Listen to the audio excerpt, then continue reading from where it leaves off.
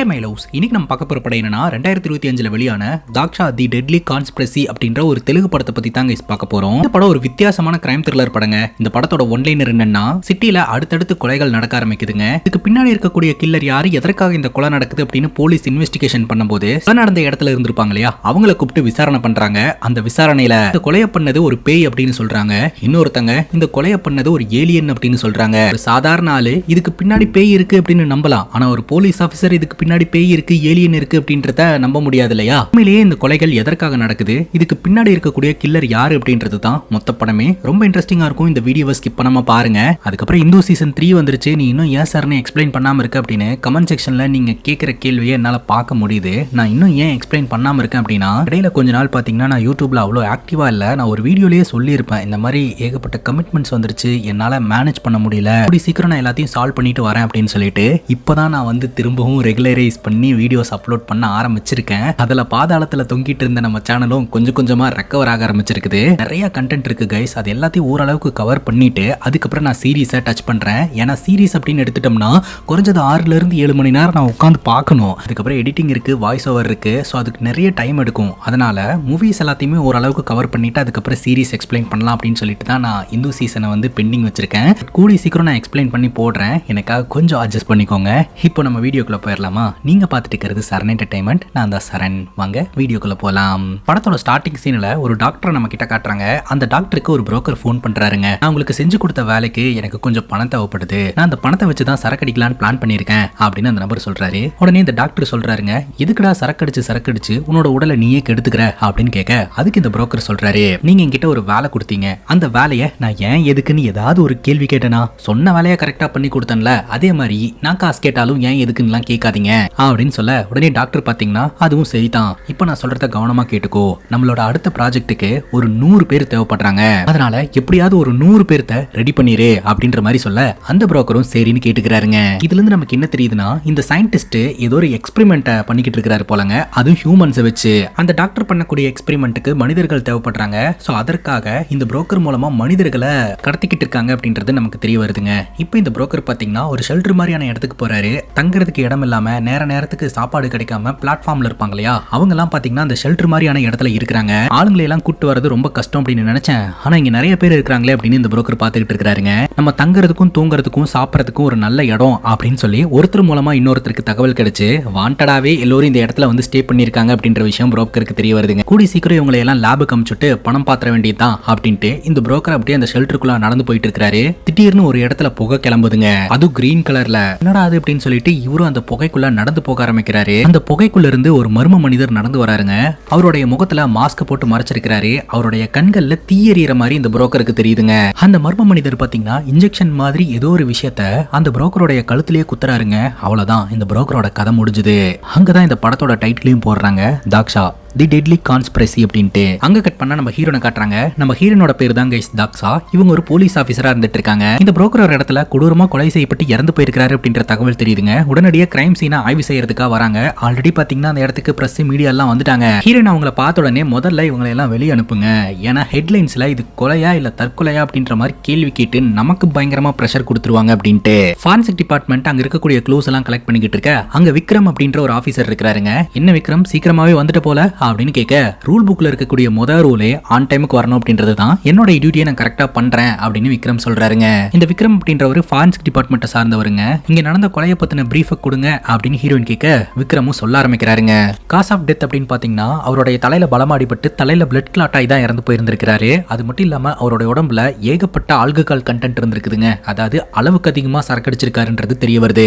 உடனே ஹீரோயின் கேள்வி கேட்கறாங்க, இவன் குடிச்சிட்டு கீழே விழுந்து இறந்து போயிருக்கானா இல்ல இது மர்டரா அப்படின்ட்டு. விக்ரம் சொல்றாரு, என்னால அதை கரெக்டா சொல்ல முடியல, ஏன்னா செத்து போனவனுடைய கை நகங்கள் கோல்டன் கலர்ல மாறி இருக்கு, இவனோட டெட் பாடி ஆய்வு செஞ்சோம்னா இன்னும் இன்ட்ரெஸ்டிங்கான விஷயம் எல்லாம் கிடைக்கும் போல அப்படின்னு சொல்லிட்டு அந்த டெட் பாடி கிட்ட நம்ம ஹீரோனை கூட்டிட்டு போயிட்டு, கழுத்தை கொஞ்சம் பாருங்களேன், கழுத்துல இன்ஜெக்ஷன் போட்ட மாதிரியான ஒரு மார்க் இருக்கு அப்படின்னு சொல்ல, எல்லாருமே போயிட்டு அதை பாக்குறாங்க. அதுக்கப்புறம் இந்த சம்பவத்தை யாராவது நேர்ல பாத்திருக்காங்களா அப்படின்னு சொல்லி விசாரிக்கும் போது ஒரு நபர் நான் பார்த்தேன் அப்படின்ற மாதிரி சொல்றாரு. கொலையாளிய கண்ணால பார்த்தேன் அப்படின்ற மாதிரி சொல்றாரு. யார் அந்த கொலையாளி அப்படின்னு கேட்கும்போது ஒரு மாதிரி புகை மூட்டமா இருந்தது, அந்த புகை மூட்டத்துக்கு நடுவுல இருந்து ஒரு நபர் நடந்து வந்தாரு, அவருடைய கண் கண்கள்லாம் அப்படியே நெருப்பு எரிஞ்சுக்கிட்டு இருந்தது. அது கண்டிப்பா பேய் தான் மேடம் அப்படின்னு ஒரு நபர் சொல்றாரு. இவனை போக சொல்லுங்க அப்படின்னு சொல்லிட்டு இன்னொரு நபரை கூப்பிட்டு விசாரணை பண்ணா, அது எனக்கு 100% தெரியும் மேடம், ஜின் தான், அதுதான் வந்து இந்த நபரை அட்டாக் பண்ணி கொன்னுச்சு அப்படின்னு சொல்ல, சரி வேற யாராவது இருக்காங்களா அப்படின்னு கேட்க, அது ஒரு ரத்த காட்டேரி மேடம், நான் சின்ன வயசுல கதையெல்லாம் கேட்டிருக்கேன், அதுதான் வந்து கொன்னுச்சு அப்படின்னு சொல்ல, ஹீரோயின் டென்ஷன் ஆயிட்டு அந்த இடத்துல இருந்து கிளம்புறாங்க.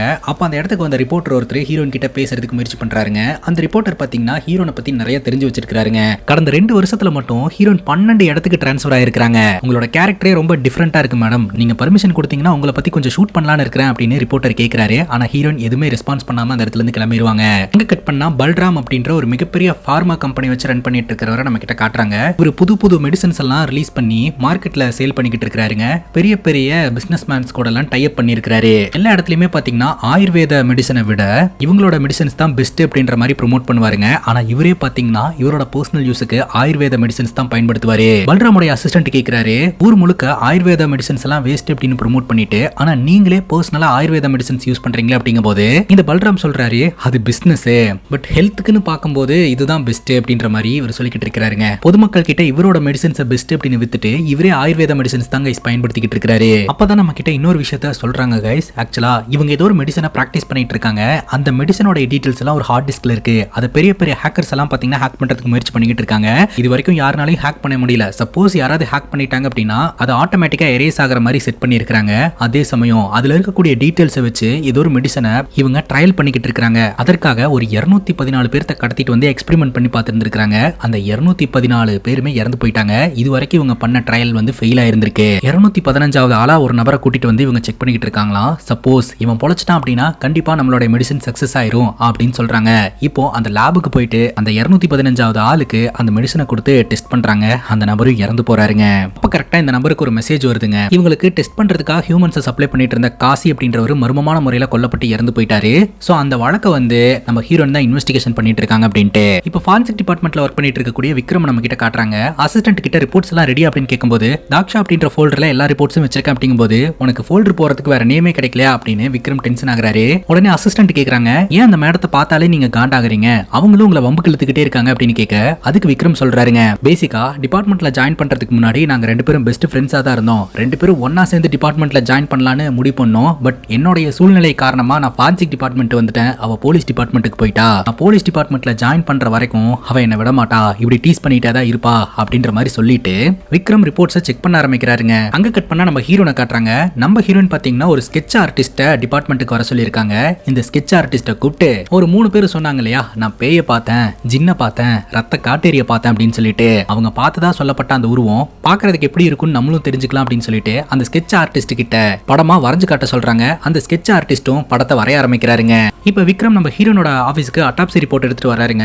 அப்ப அங்க நின்னுட்டு இருக்கக்கூடிய ரிப்போர்ட்டர் சுரேஷ் பாத்தீங்கன்னா, இந்த மர்டர் கேஸ்ல ஏதாவது டீடைல் தெரிஞ்சதா சார் அப்படின்னு கேட்க, இந்த கேஸை ஹேண்டில் பண்ணிட்டு இருக்கிறது யாரு, நீ யாரு கிட்ட கேள்வி கேட்கிற, கேஸை யார் ஹேண்டில் பண்றாங்களோ அவங்க கிட்ட கேள்வி கேளு அப்படின்னு சொல்லிட்டு ஒரு உள்ள போயிடுறாருங்க. இப்போ நம்ம ஹீரோ பாத்தீங்கன்னா ஹீரோயின் கிட்ட அட்டாப்சி ரிப்போர்ட்டை கொடுக்குறாருங்க. அந்த அட்டாப்சி ரிப்போர்ட் ரொம்பவே ஷாக்கிங்கா இருக்கு. இறந்து போன நபர் வந்து துன்புறுத்தப்படவே இல்ல, அவருக்கு சின்ன அடி கூட படவே இல்ல அப்படின்ற மாதிரி தான் வந்திருக்கு. ஹீரோயின் யோசனை பண்றாங்க, செத்து போனவனோட பேக்ரவுண்டை செக் பண்ணி பார்த்தா அவனுக்கு யாருமே இல்ல, அவனுக்கு ஏதாவது ஒண்ணுனா கூட கேள்வி கேட்கறதுக்கும் யாருமே இல்ல, இவனை கொலை பண்றதுனால கில்லருக்கு என்ன லாபம்னே தெரியலையே அப்படின்ற மாதிரி ஹீரோயின் யோசனை பண்றாங்க. கரெக்டா மீடியாவை சார்ந்த சுரேஷ் அப்படின்றவரே டக்குன்னு உள்ள வந்துட்டு, இந்த வழக்குல திறமசாலி யாராவது கூட வச்சுக்கலாம்ல மேடம் அப்படின்ற மாதிரி சொல்ல ஹீரோயின் டென்ஷன் ஆயிடுறாங்க. ஆல்ரெடி மீடியா என் பேரை பயங்கரமா கெடுத்து வச்சிருக்கு, இதுல இது வேறையா, தயவு செஞ்சு இங்க இருந்து கிளம்புங்க அப்படின்ற மாதிரி சொல்ல உடனே சுரேஷ் அந்த இடத்துல இருந்து கிளம்பிடுறாருங்க. டைம் சீன்ல செத்து போனவனோட பைக் இருந்திருக்குங்க. அந்த பைக்கை வச்சுதான் செத்து போனவனோட பேரு காசினே கண்டுபிடிச்சிருந்திருக்காங்க. செத்து போனவனோட மொபைல் வச்சுதான் போலீஸ்காரங்க இன்வெஸ்டிகேஷனை தொடங்குவாங்கன்னு தெரிஞ்சுட்டு கில்லர் மொபைலை தூக்கிட்டு போயிருக்கான். எனக்கு என்னமோ இது ஒரு கொலையோட நிக்காது, தொடர் கொலையா தொடரும் தோணுது அப்படின்ற மாதிரி ஹீரோயின் நினைக்கிறாங்க. இப்ப விஸ்வாமித்ரா அப்படின்ற ஒரு சைக்காட்டிஸ்ட காட்டுறாங்க. இந்த சைக்காட்டிஸ்ட மீட் பண்றதுக்காக ரிப்போர்ட்டர் சுரேஷ் போறாருங்க. நீங்க சைக்காலஜி சம்பந்தமா நிறைய ஆராய்ச்சி பண்ணிக்கிட்டு இருக்கீங்க. ரீசெண்டா ஒரு கொலை நடந்திருக்கு, இந்த கொலையை பத்தி உங்ககிட்ட பேசலான்னு தான் வந்தேன். இந்த கொலையை பார்த்தவங்க பேய் பூதம்லாம் சொல்லிட்டு இருக்காங்க, நீங்க இந்த கொலையை பத்தி என்ன நினைக்கிறீங்க அப்படின்னு கேட்கும்போது இந்த விஸ்வாமித்ரா அப்படின்ற சைக்காட்டிஸ்ட் ஒரு விஷயத்த சொல்றாருங்க. ஆக்சுவலா ஒரு பர்டிகுலர் கேஸ் இருக்கு, அந்த பர்டிகுலர் கேஸை மனிதர்கள் சுவாசிக்கிறதன் மூலமா உங்களுக்கு ஹாலுசினேஷன் உருவாகும், இல்லாத ஒரு விஷயத்தை இருக்கிறதா திங்க் பண்ணுவோம். மேபி கில்லர் கொலை நடந்த இடத்துல அந்த கேஸை பயன்படுத்தி இருந்திருக்கலாம். அந்த கேஸை சுவாசிச்ச இந்த விட்னஸுங்க இல்லாத ஒரு விஷயத்தை இருக்கிறதா நினைச்சிட்டு ஸ்டேட்மெண்ட் கொடுத்திருந்திருக்கலாம். ஆனா போலீஸ் அவ்வளவு சீக்கிரம் விட மாட்டாங்க, கண்டுபிடிச்சிருவாங்க அப்படின்ற மாதிரி இந்த சைக்காட்டிஸ்ட் சொல்றாருங்க. இந்த ரிப்போர்ட்டர் மூலமா இந்த நியூஸும் பாத்தீங்கன்னா டிவில வருதுங்க.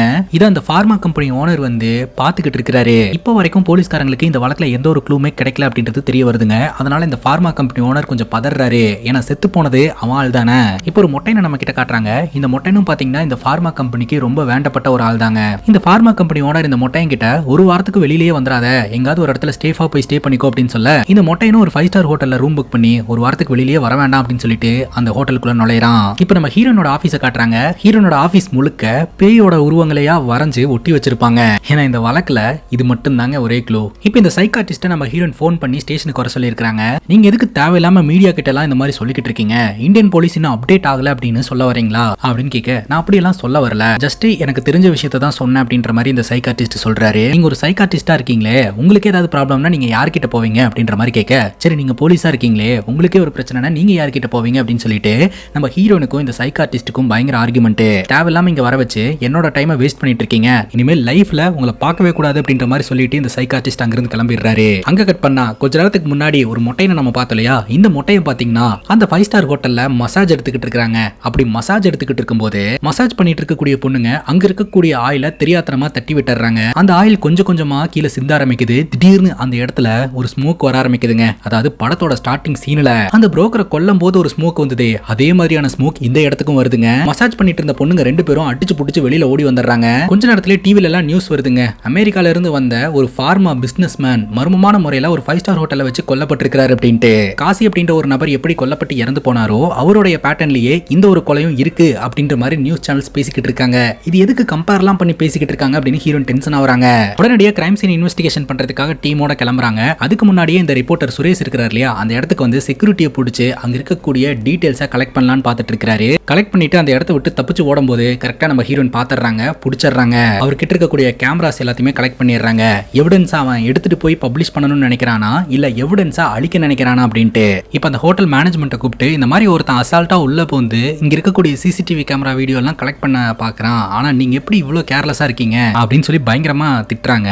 அப்பதாங்க விஷயமே தெரிய வருது, ஆக்சுவலா விஐபி ஏரியால சிசிடிவி கேமராவே இல்லங்க, அவங்களோட பிரைவசிக்காக இங்க சிசிடிவி கேமராவே இல்ல அப்படின்ற மாதிரி சொல்லிடுறாங்க. இப்போ நம்ம ஹீரோயின் பாத்தீங்கன்னா இறந்து போனவரோட டெட் பாடியை போய் பார்த்துட்டு எனக்கு என்னமோ நான் கெஸ் பண்ண மாதிரி இதுக்கு பின்னாடி ஒரு சீரியல் கில்லர் இருப்பான்னு தான் தோணுது அப்படின்னு சொல்லிட்டு யாராவது விட்னஸ் இருக்கீங்களா அப்படின்னு கேட்க அந்த 2 பொண்ணுங்களும் வந்து சொல்றாங்க, கொலையை நாங்க பார்த்தோம், கொலை பண்ண அந்த உருவம் ஏலியன் மாதிரி இருந்தது அப்படின்னு சொல்ல, அட என்னடா அது இதுக்கு முன்னாடி பேய் ஜின்னு ரத்த காட்டேறினாங்க, இந்த பொண்ணுடனா இன்னும் கொஞ்சம் மாடனா போய் ஏலியன் சொல்லிக்கிட்டு இருக்கு அப்படின்ட்டு. இப்ப ஹீரோனோட உயரதிகாரி கால் பண்ணி செத்து போனவர் ஒரு ஃபாரினர், அதனால மேல் இடத்துல இருந்து பயங்கர பிரஷர் போடுறாங்க, கூடி சீக்கிரம் இந்த கேஸை சால்வ் பண்ற வழியை பாருங்க அப்படிங்கும் போது, பாடியை போஸ்ட்மார்ட்டத்துக்காக அமைச்சிருக்கோம் சார், கூடி சீக்கிரம் நான் ரிப்போர்ட்ஸ் எடுத்துட்டு இதுக்கு பின்னாடி இருக்கிறது யாருன்றதை கண்டுபிடிப்பேன் அப்படின்னு சொல்ல சீக்கிரம் அப்படின்னு உயரதிகாரியும் சொல்லிடுறாருங்க. இப்ப மீடியா எல்லாம் நம்ம ஹீரோயின் கிட்ட கேள்வி கேட்க ஆரம்பிக்கிறாங்க. ஊருக்குள்ள இது வரைக்கும் 2 மர்டர் நடந்திருக்கு, அந்த 2 மர்டருக்கு பின்னாடியும் ஏதோ ஒரு ஸ்ட்ரேஞ்சான உருவம் இருக்கிறதா எல்லாரும் சொல்றாங்க, அது உண்மையா அப்படின்னு கேட்கும்போது அதை நீங்க நம்புறீங்களா அப்படின்னு ஹீரோயின் திருப்பி கேள்வி கேட்டுறாங்க.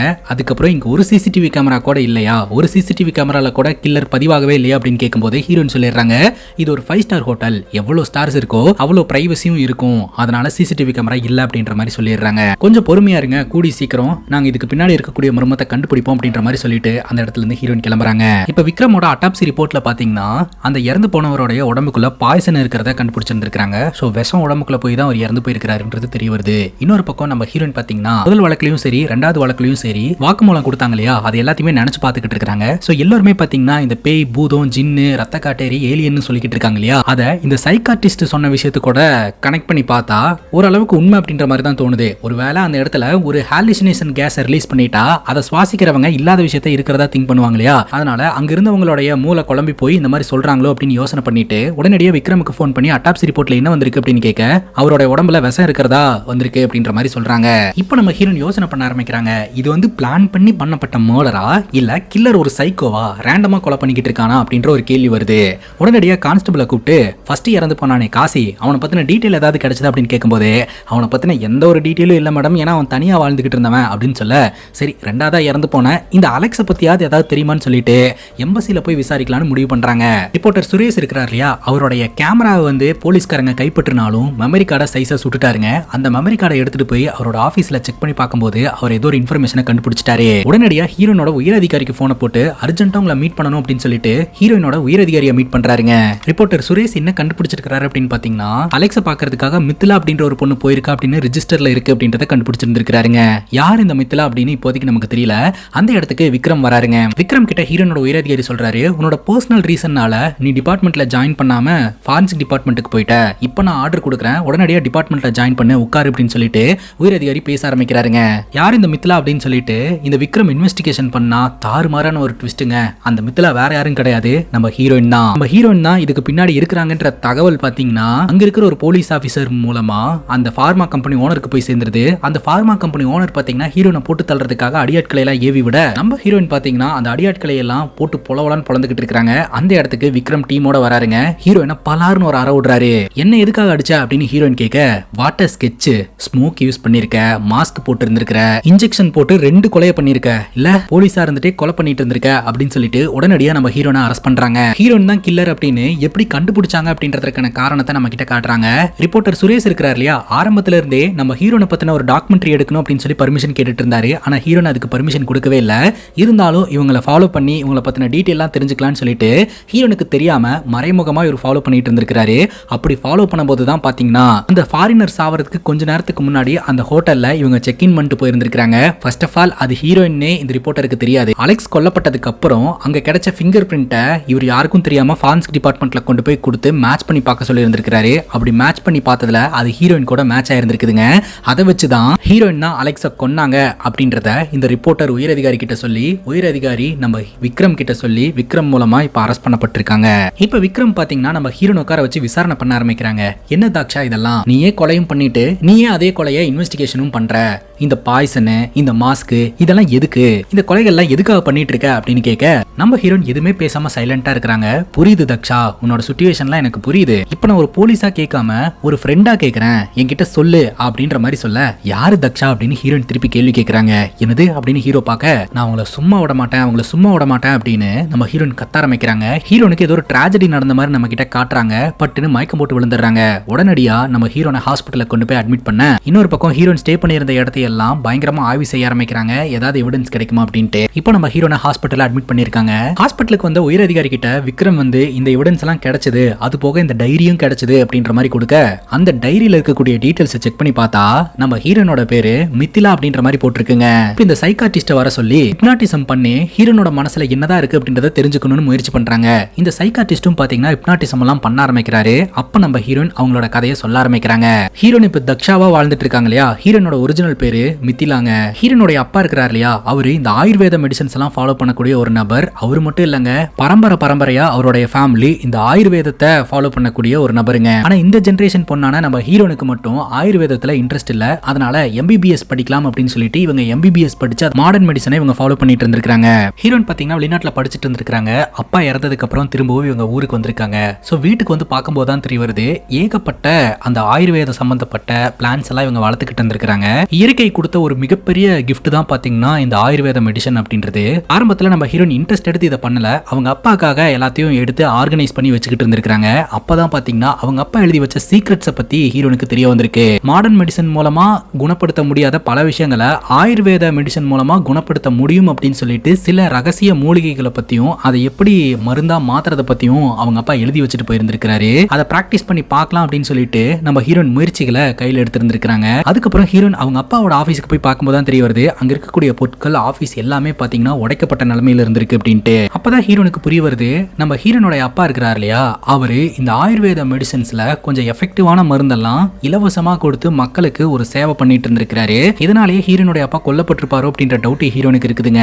அப்பா விட்டுட்டு போனதை நம்ம கண்டினியூ பண்ணலாம் அப்படின்னு சொல்லிட்டு நம்ம ஹீரோன் என்ன பண்றாங்கன்னா அவங்க அப்பாவோட ஆபீஸை கம்ப்ளீட்டா ரெடி பண்றாங்க. அங்க ஒரு குழந்தைக்கு உடம்பு சரியில்லை அப்படின்னு சொல்லிட்டு ஒரு அம்மா வராங்க. அந்த வழியா வந்தவரு இவங்க கிட்ட எல்லாம் மருந்தே இல்ல, இந்த மருந்தெல்லாம் ஒர்க் அவுட்டே ஆகாது அப்படின்ற மாதிரி கத்திக்கிட்டு இருப்பாரு. அப்ப நம்ம ஹீரோன் பாத்தீங்கன்னா உங்க குழந்தைய கூப்பிட்டு உள்ள வாங்க அப்படின்னு சொல்லிட்டு ஹீரோன் ட்ரீட்மெண்ட் பார்ப்பாங்க.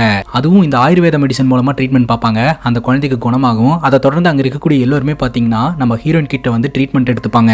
இப்போ நம்ம ஹீரோயின் பாத்தீங்கன்னா அந்த மெடிசனை பக்காவா பிராக்டிஸ் பண்ணி எல்லாத்தையுமே நல்லா தெரிஞ்சு வச்சுட்டாங்க. சோ இதை வந்து பெரிய லெவலுக்கு கொண்டு போகணும், நம்ம ஊருக்குள்ள இருக்கக்கூடிய மக்கள் மட்டும் இதை பயன்பட்டு வந்துட்டு இருக்காங்க, சோ வெளிய உலகத்துக்கும் இது தெரியணும் அப்படின்னு சொல்லிட்டு ஒரு மிகப்பெரிய ஸ்டேஜ்ல ஃபார்மா கம்பெனி ஓனர்ஸ் எல்லாம் இருக்கும்போது ஹீரோயின் இதை பத்தி சொல்ல ஆரம்பிக்கிறாங்க. ஆரம்பிக்கிறாங்க. எங்க அப்பா கொடுத்துட்டு போன சீக்கிரட்டான விஷயம் இது. சோ இந்த ஆயுர்வேதா மெடிசன் மூலமா கேன்சரையும் குணப்படுத்த முடியும், அதுவும் இன்ஸ்டன்டா அப்படின்றத பத்தி ஸ்பீச் கொடுத்துட்டு இருக்கும் போதே இந்த பார்மா கம்பெனி ஓனர் ஸ்டேஜுக்கு போறாருங்க. இந்த பொண்ணோட முயற்சிக்கு என்னுடைய பாராட்டு. இந்த பொண்ணு இந்த மெடிசனை வெளி உலகத்துக்கு கொண்டு வரணும்னு ஆசைப்படுது. அதற்கான எல்லா தொழில்நுட்ப உதவிகளையும் நான் பண்றேன். அதாவது இந்த மருந்து மேக்கிங்ல இருந்து எல்லாத்தையுமே ஃபேக்டரி அமைச்சு கொடுக்குறேன் அப்படின்னு சொல்லிட்டு அதற்கான ஏற்பாடை அந்த பார்மா கம்பெனி ஓனர் பண்ணி கொடுக்குறாருங்க. ஃபைனலி அந்த ஆயுர்வேத மெடிசனோட ப்ராடக்ட் லான்ச் எல்லாம் நல்லபடியா நடக்கும் அப்படின்னு எதிர்பார்த்தா அங்கதான் இந்த பார்மா கம்பெனி ஓனர்ஸ் ஒரு ட்விஸ்ட் வைக்கிறாங்க. அவங்களோட ஃபேக்டரியில தானே இந்த மருந்து ரெடி ஆகுது. சோ அந்த மருந்துல சைடு எஃபெக்டை ஏற்படுத்துற மாதிரி சில கெமிக்கல்ஸை கலந்துடுறாங்க.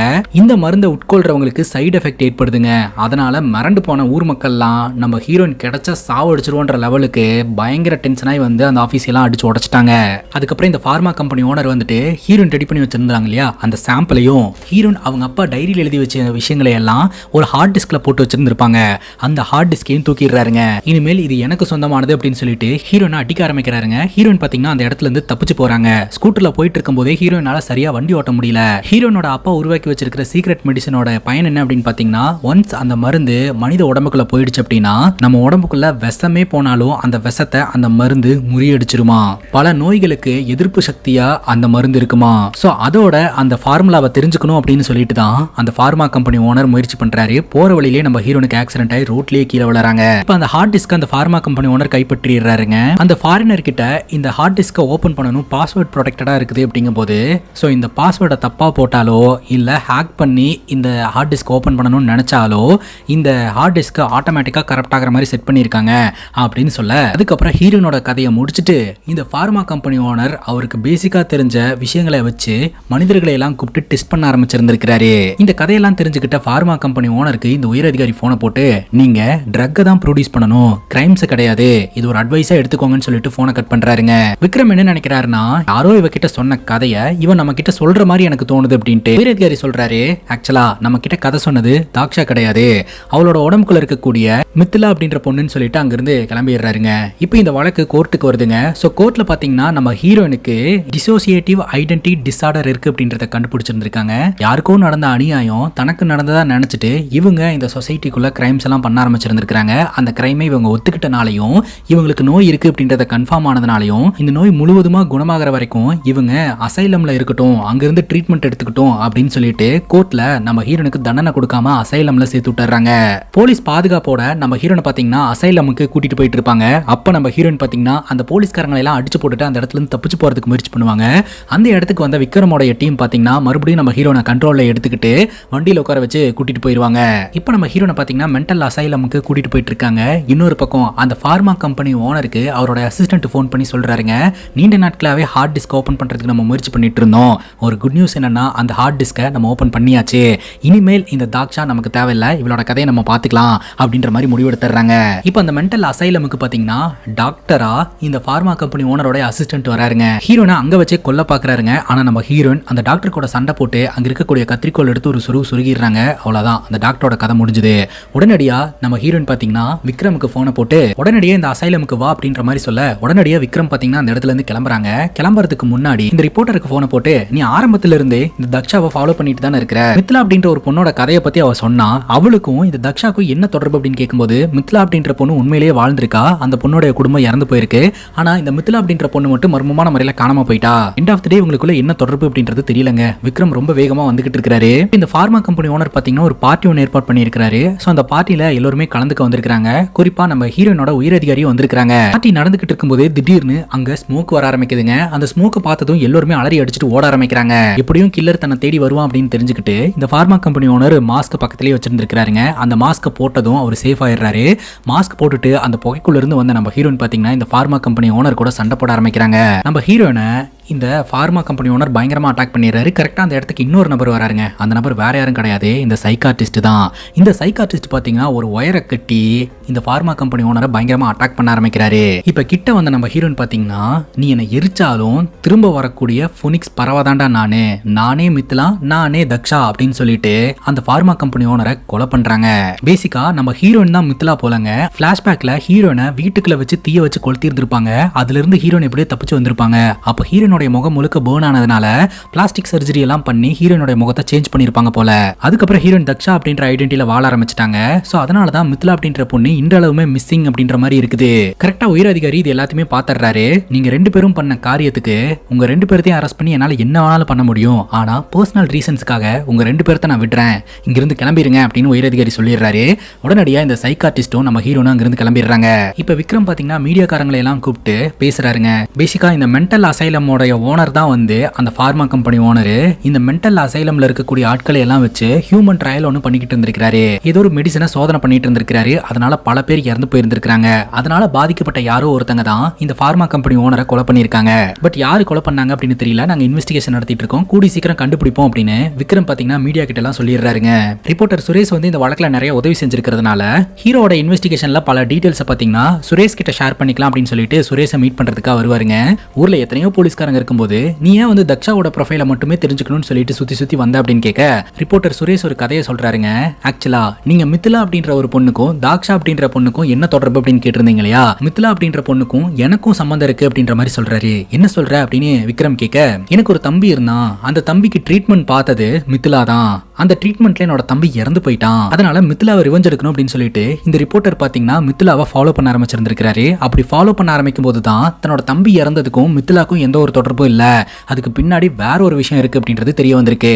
இப்ப விக்ரம் இந்த கதையை கேட்டுட்டு, ஏன்பா மித்லாக்கும் தாக்ஷாக்கும் என்ன தொடர்புன்னு கேட்டா நீ சம்பந்தமே இல்லாம வேற ஒரு கதையை சொல்றியே அப்படிங்கும் போது உங்க போலீஸ் மூளையை வச்சு கொஞ்சம் யோசனை பண்ணி பாருங்க, உங்களுக்கே எல்லாம் தெரியும் அப்படின்னு சொல்லிட்டு இந்த ரிப்போர்ட்டர் சொல்றாருங்க. மித்லாவை இந்த ஃபார்மா கம்பெனி ஓனர் கொல்லணும் அப்படின்னு சொல்லிட்டு தீய வச்சு கொளுத்திட்டாங்க. பட் அந்த தீ விபத்துல இருந்து நம்ம மித்லா தப்பிச்சிட்டாங்க. அதுக்கப்புறம் இவங்களுடைய முகம் வந்து மாற்றப்பட்டு தாக்ஷா அப்படின்ற ஒரு ஐடென்டிட்டியில இவங்க வாழ ஆரம்பிச்சிருந்திருக்காங்க. தாக்ஷா அப்படின்ற ஐடென்டிட்டியில இருந்து இவங்களை எல்லாம் ரிவெஞ்ச் எடுக்கணும்னு முடிவு எடுத்திருந்திருக்காங்க. சோ நினைச்ச மாதிரியே ரிவெஞ்ச் எடுத்திருந்திருக்காங்க.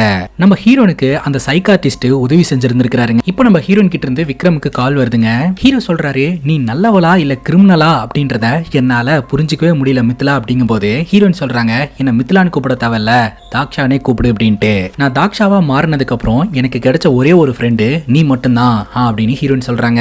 விக்ரம் கேக்குறாரு, உன்னோட நெக்ஸ்ட் டார்கெட் யாரு அப்படின்னு சொல்லிட்டு ஹீரோன் சொல்றாங்க, ஆல்ரெடி என்னோட நெக்ஸ்ட் டார்கெட்டை நான் எடுத்துட்டேன், எனக்கு ஒரு சின்ன உதவி செய்யறியா, என்னோட அப்பா யாரு அப்படின்றது இந்த உலகத்துக்கு தெரியணும், அவர் மக்களுக்கு நல்லது செய்யணும்னு நினைச்சு சதினால கொல்லப்பட்டவரு, அதனால அவரை பத்தின உண்மைகள் மக்களுக்கு தெரியணும் அப்படின்ற மாதிரி சொல்றாங்க. அது மட்டும் இல்லாம கொஞ்சம் கொஞ்சமா ஆயுர்வேத மெடிசன் வந்து அழிஞ்சுக்கிட்டு இருக்கு, அதுக்கு மறுபடியும் புத்துயிர் கொடுக்கணும் அப்படின்ற மாதிரி ஹீரோன் சொல்றாங்க. சரி தக்ஷா, நீ சீக்கிரமா திரும்பி வந்துரு, அதுவும் ஒரு போலீஸ் ஆபீசரா அப்படின்ற மாதிரி நம்ம விக்ரம் சொல்றாரு. ஹீரோனும் ஸ்மைல் பண்ணிட்டு கட் பண்றாங்க. இத்தோட இந்த படம் முடியுதுங்க. இந்த படத்தை பத்தி நீங்க என்ன நினைக்கிறீங்க அப்படின்னு உங்களோட கருத்தை கமெண்ட் செக்ஷன்ல பதிவு பண்ணுங்க. அண்ட் இதே மாதிரி வேற எதனா படத்தை பத்தி பேசணும் அப்படின்னு நினைச்சீங்கன்னா படத்தோட பேரை கமெண்ட் செக்ஷன்ல சொல்லுங்க. இதே மாதிரி வேற ஒரு நல்ல வீடியோல வந்து சந்திக்கிறேன். Love you guys, take care and cheers.